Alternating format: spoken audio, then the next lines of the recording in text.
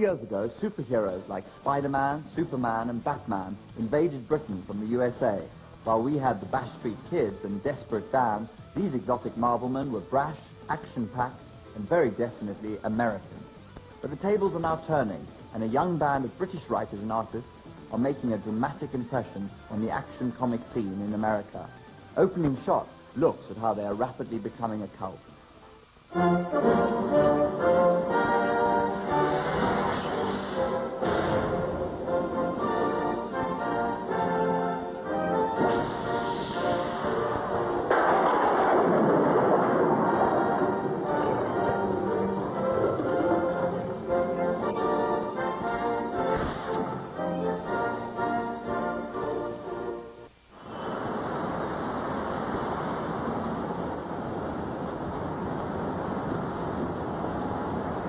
The perfect formula is to take fantasy and make it seem as though it could really happen, as though it's real.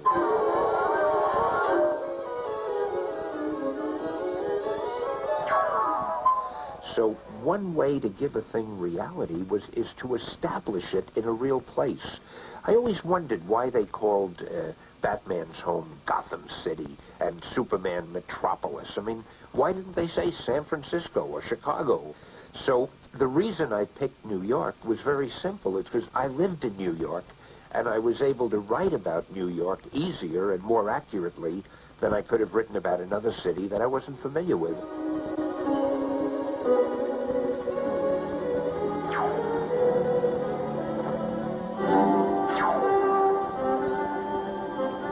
Boy, this is the life. No stoplights, no traffic jams, no trouble. Uh-oh, that sounded like someone breaking into the museum.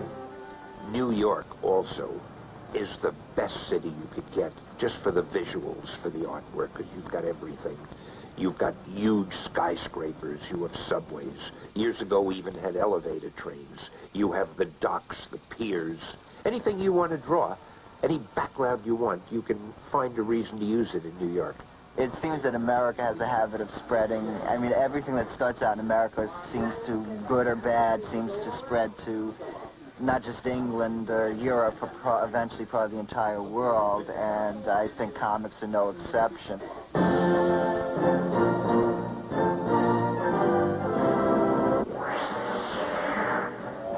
Here's Spidey!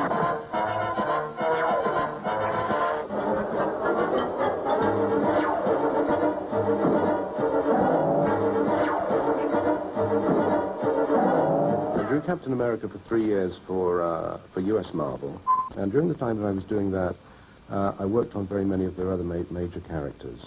So I knew that their lineup very well, and when I had the chance to come to Marvel UK, it was very exciting because it gave me the chance to harness the British talent, which had been finding its own way to the American industry during the time that I was there.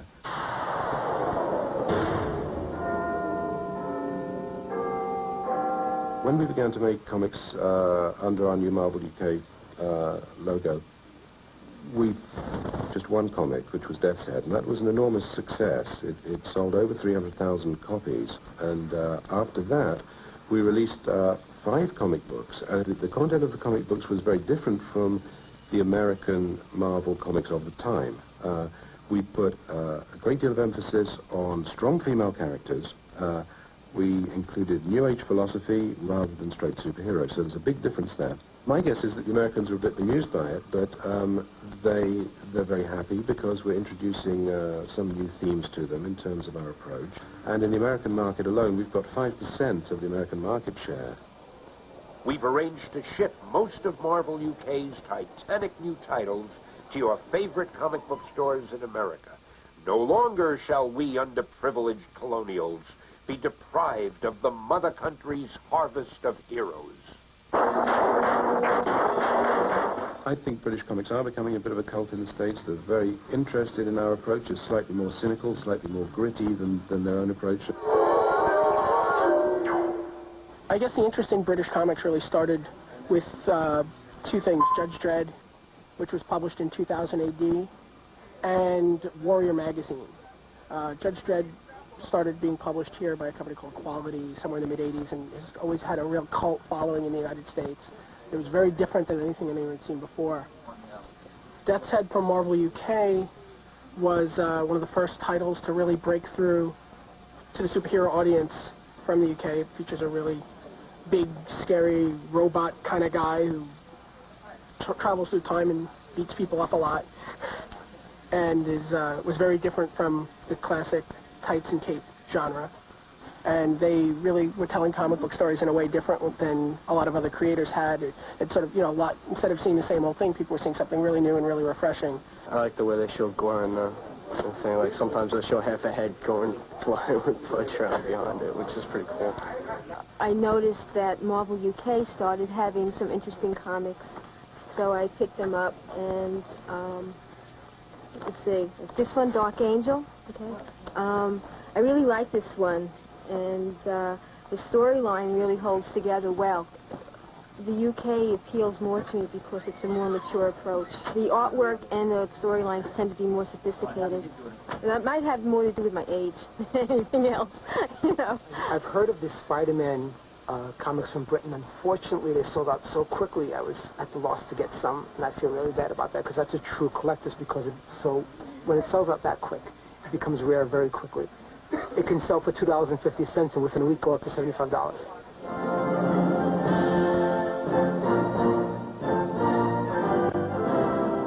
I definitely see a connection to the British punk movement. There's a magazine called Deadline, which comes out. The characters tend to be very punk. The music they talk about tends to be very hardcore punk. I've definitely noticed a cyberpunk influence, a sort of making yourself better through machinery and prosthetics, and where superheroes in the past were, I'm going to make myself better through training and dedication, and this kind of, my parents were killed, so I'm going to become the best I could be to avenge their death. But this is more like about being disassociated from the corporal body and building on it and adding swords and guns into your arms and like these eyepieces. And I also see a lot of more occultish influences too. There seems to be, dark secret societies and that kind of stuff. It's definitely a lot different. Judge Dredd was, post-apocalyptic futures, and they seem to be a lot more willing to let characters die than in the Marvel type, the regular superhero titles. There seems to be more of kind of an abandon to the books. The British approach is much more cynical, I would say. There's much more of an interest in robots, cyborgs. They don't really seem to have much of a nostalgia or a tolerance for the mainstream, what you might call capes and boots superheroes. Well, I work on Death's Head, and that's obviously been extremely successful in America, much to everyone's surprise and also pleasure. I have to say it took me by complete surprise, but I'm glad it went down so well. I think the UK writers tell a lot more of character in their story. They have a lot more story there. They don't rely on the punching and the fights as much.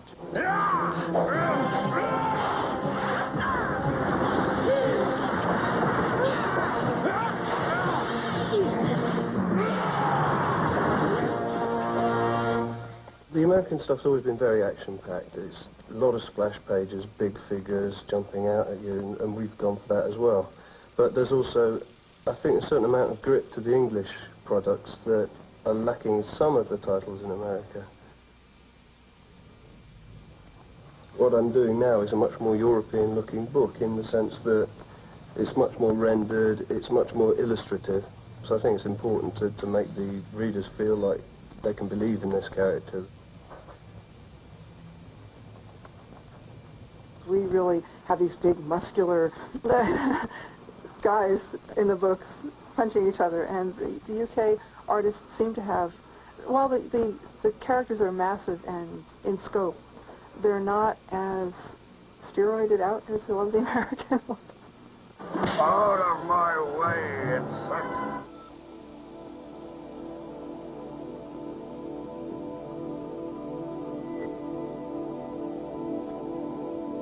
Traditionally, comic book artists have worked from their own homes and brought their work in when it's completed. But about 18 months ago, we decided here to start an art room downstairs where the artists could come in and work actually on the premises. I can't remember the first time I picked up a pencil, but I do remember I was drawing comics first, I think, before anything else. started reading Beano comics and Dandy comics, which were given to me by my mum and dad, which they tend to be the comics which kids are bought by their parents, which were great when you're very young, and progressed from that to American comics.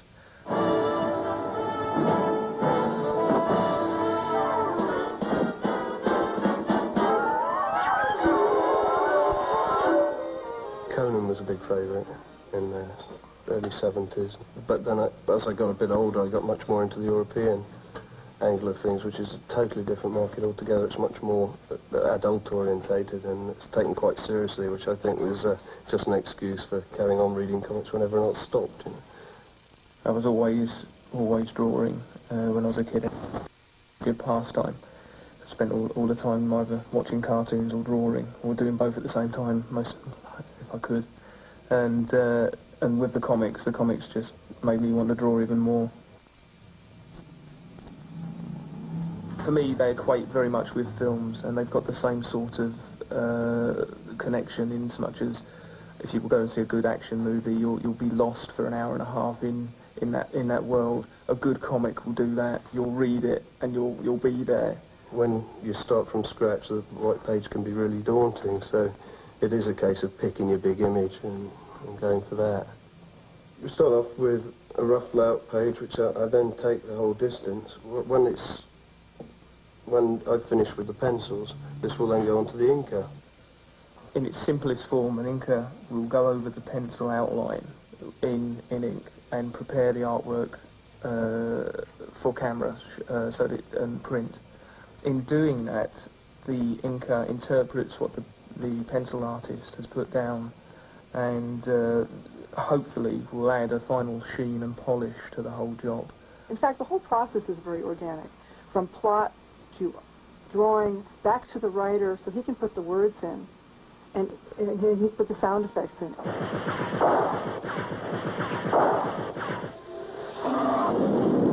And then it goes to a letterer who will put all your words in, will make all the balloons kind of flow with the page. And then the inker gets it, and he finishes it off, and the colorist gets it, and then they add the color, and you've got a comic book. The possibilities are endless. It's like making a film. It's exactly like making a film.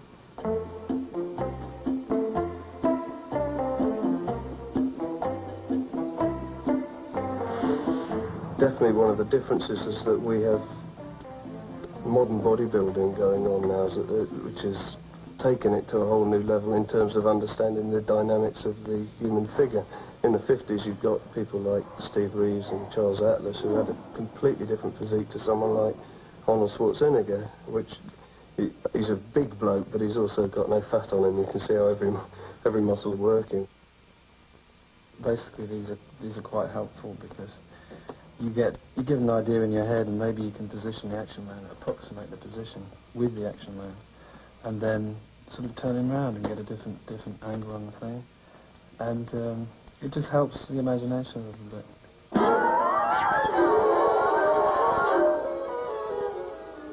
To become a comic book artist is not all that difficult if you're incredibly talented, because all you've got to do is make up a few sample pages and send those drawings into the editor. We are always looking for good new artists. I emphasize good.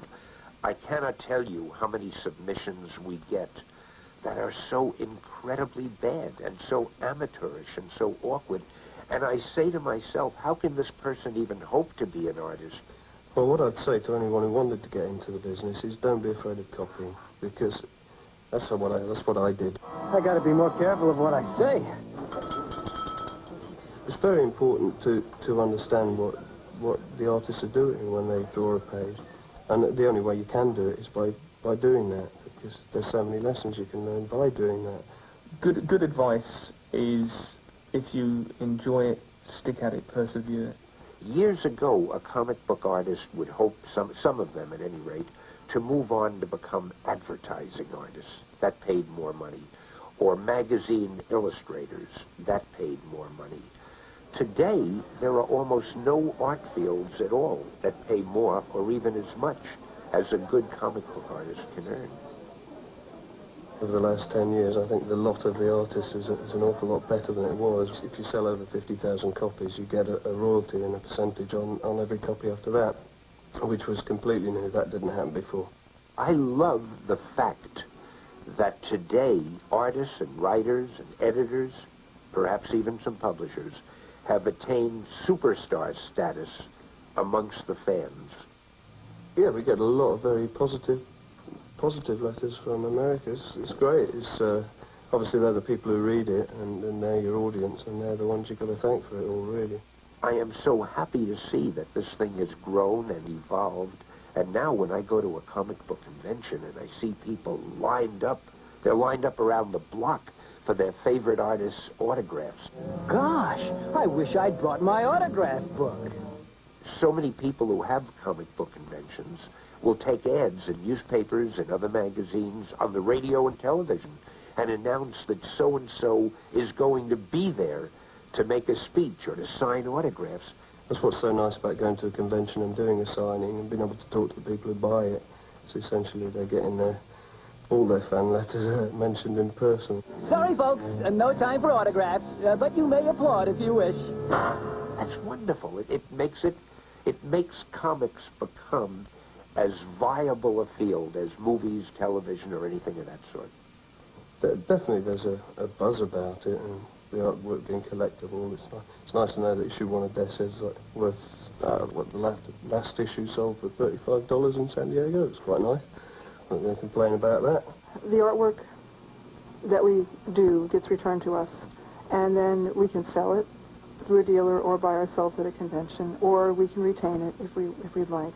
Brian Bolland's an English illustrator who worked on Batman, sold a page of The Killing Joke, reportedly for £700.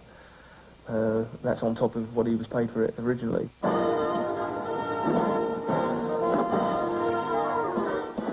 There are a number of female writers and artists, but they certainly are in the minority.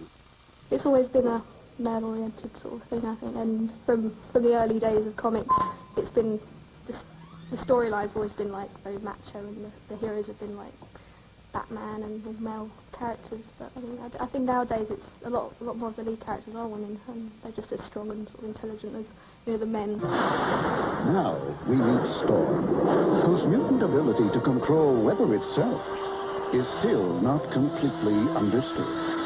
There's a sort of a mythology in the industry that women can't do the kind of things men can do. They can't draw punches, they can't draw sexy women, they can't draw perspective, they can't draw whatever. They can't draw large hands. It is just that mythology. Women can draw anything a man can draw. Forget it, lady. I'd like to think that as a woman I have a different perspective to offer to the comic book industry. I can understand why women wouldn't read comics or women wouldn't be interested in getting into the comic book industry. I know why I enjoy it. It's just a wonderful creative process to get involved in. Well, this cover was one that I had to really beg my editor to do. My editor at the time was also a woman editor. And she really liked to see a lot more action on the covers because action attracts kids to the books. But I felt with this story, it wasn't that kind of a story. It was a story about two characters struggling to come to terms with a war and with some things that had happened to them. And I felt that it would appeal to some of the readers because it was minimal. And it was just maybe powerful in its being quiet. And a lot of the female readers responded very favorably to this cover. I do like to think that the women characters in my books are a little bit more assertive, a little bit more forceful, possibly a little bit more intelligent. If I find a writer wanting to portray a woman in a way I think that's negative, I can at least say, please, reconsider, do it this way. Magneto, your deliverance is at hand. Well, my friends, I talk to them about this, and they say, oh, well, I don't like the way women are portrayed, and they're all really very busty and curvaceous and lovely and stuff, and it's like, yeah, well, but so are the men, so, you can't really argue that. It's sort of sort of inspired by one of the characters from the X-Men, called Deathbird, I think her name was. I really liked the sort of the costume she was wearing. It was very spiky and armoured, and He's a bit crazy, this character. So a lot of women think that it is the same as it was years ago when women are damsels in distress and only get rescued by the male characters. No, it's not so anymore.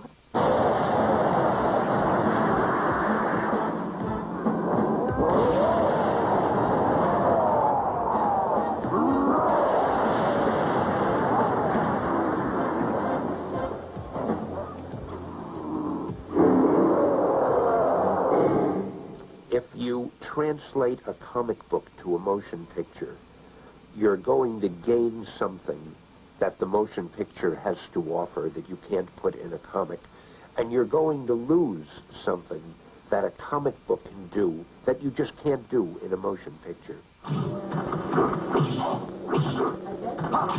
In the case of our comics being produced as video games, you gain a lot and you lose a lot.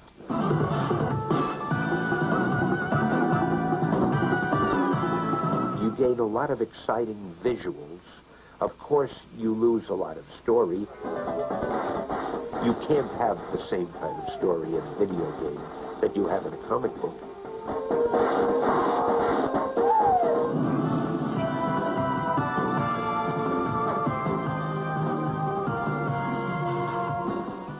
When you're reading a comic, the story has already been set, and it's almost as if a reporter is telling the story of what happened. And it's almost a newsreel. Whereas with a computer game, you're setting that story, you're making history. You can play Spider-Man, you can make him move around, and no two games will ever be the same.